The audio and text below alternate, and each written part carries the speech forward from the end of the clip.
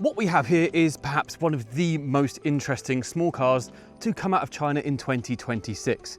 Next to me is the Astraux AL7 Pro, and this is going to come to Europe and take on the likes of the Citroën Ami. We absolutely love small cars here, and it's great to see a new contender on the scene. So come with me as we check it out.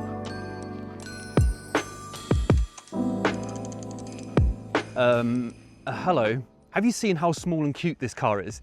That's right. We are at some secret location that I can't tell you anything about to review this car, because when I saw it at the Jinan small electric car show, this was the one which really stood out to me, and I thought I need to get in touch with these guys and see what it's all about. This is a car that is coming to Europe to take on the Citroën Ami, because that's dominated the market for a long time, and now they want competition. Now this adds so much more than what the Citroën Ami offers, and first of all, size. It's impossibly small, impossibly cute, fits two people. I'll show you on the inside in just a moment, but I can tell you straight away, this is going to be very competitively priced compared to the Citroën Ami. So yeah, you might want to watch out for this one in Europe very, very soon. It's got the cute front face, it's got the kind of cute back end, the single light here. I just love it, and I love the kind of different coloured body styles. It comes in two colours, kind of this titanium grey, and they've got like a banana yellow colour as well. Fantastic colour choices. Now this is obviously an L7 vehicle, but it doesn't mean it can't be safe. So this body structure is like a monocoque. I've seen it in the factory, which I can't show you unfortunately, but they've welded this out of metal. So a lot of this structure here is metal, and it's reinforced down the doors and it's reinforced around the outside. So it's much stronger than the Ami, which is very much a tube frame chassis on the inside. So straight away you see a big difference between the two cars. You can tell they've definitely benchmarked this against the Ami. Not really much else to say around the outside here, but the doors do open like this on both sides, and this window is an electric window. On the Ami, it is not an electric window. So one upgrade over the Ami there. This has cameras. This has cameras which will look around the car. Does the Ami have that? No. But it's so small you can just stick your head out the window and see where you're parking anyway. But that's an impressive feature for a car of this price and this size. Now this is the back end of the AL7 Pro, and it's also impossibly cute. It's kind of kept that cute kind of center light in the middle there with some indicators on this side, and on the top it's got this kind of cute shark fin, and it's a charging indicator. On the roof here there's a full glass roof, double layer, double thickness glass, and in fact most of the glass on here is double thickness, kind of to show a bit more quality and a bit more sound deadening on the inside. Now the car comes in two variations. There is a 5 kWh battery and a 10 kWh battery. The 5 kWh gives you a max top speed of 45 kilometers an hour. The 10 kWh gives a max speed of about 90 kilometers per hour. And they both have European charging ports here, so you can charge on a slow AC charger. It takes about 2 hours for the 5 kWh battery and about 4 hours for the 10 kWh battery. And it gives you between 90 to 180 kilometers of range depending on which version you have. Just as we're on the outside of the car, a couple of other small details I want to point out. First of all, over here it's got the double windscreen wipers. The Ami only has one. Then I've got my fog lights, I've got my parking sensors down here, as well as a camera, so it helps you in those parking situations. You've got your camera over here, traditional key, and your handle here to open the door like that. I think these wheels look quite interesting, quite cool, quite quirky looking, but they've really pushed out the wheels to the edge of the car here to give the occupants much more space. In fact, it reminds me of the Escargot, the Nissan Escargot. It's kind of got that look from the front. And if we go around the side, again, you've got your sensors down there and a camera. So this has 4 cameras and 4 sensors on it to help you with parking and reversing. We'll try that in just a moment. As you can see, I think that's your reversing light over here and over here, with your main light over here and down here. It has a roof rack. I'm not sure you'd be putting much on here, but I imagine you could put something not too heavy on the roof.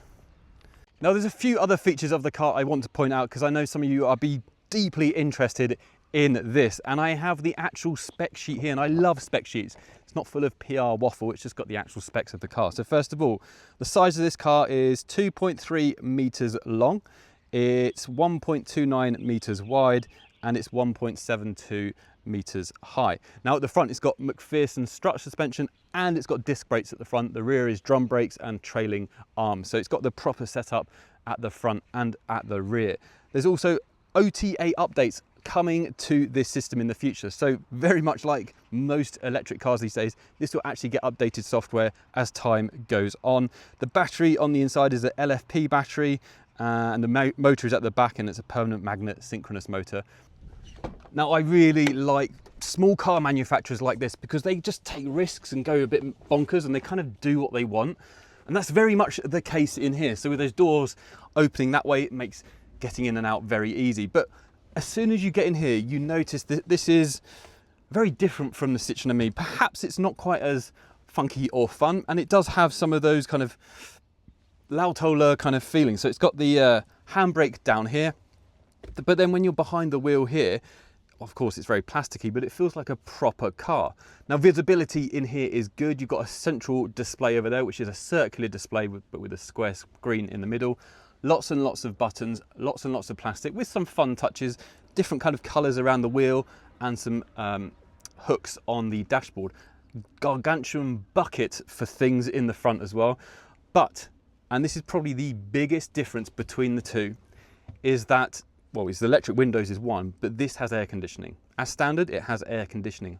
There's the radiator down the front for the air conditioning, but on the inside, when it's a hot day in Europe, of which we seem to be getting more and more of, this will keep you nice and cool on the inside. Now, I don't know how much that will affect the range, but it probably will affect it by, I don't know, 10 to 15%.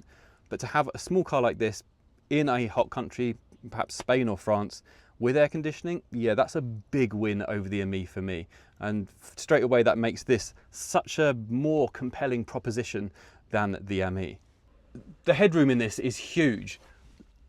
Like, all of that is my headroom, so it makes the car feel so much bigger. Then of course, a double layer glass roof up here, again, makes it feel absolutely gigantic. Lots and lots of space in here. Now the seats are not the best or the most comfortable seats. They're appropriate for doing short journeys, I would say. As you can see, the seating position is really good. The dashboard is a long way away, but then I've got all of the buttons that I need close to hand. So I've got a couple of buttons on the steering wheel here to control voice control, mute the sound, and change my tracks. And then I've got normal indicators over here, and your drive modes are over here. And then up and down windows, electric windows, like that, on both sides. Look, one button for up and one button for down, brilliant. And then most importantly, AC over here.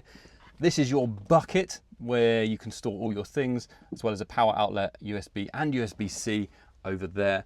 And over here is your screen. As you can see, it is touchscreen. It's very responsive, but obviously it's a fairly basic system. And up here it shows your drive mode, how many kilometers an hour you're doing, your odometer, and how much battery you have left.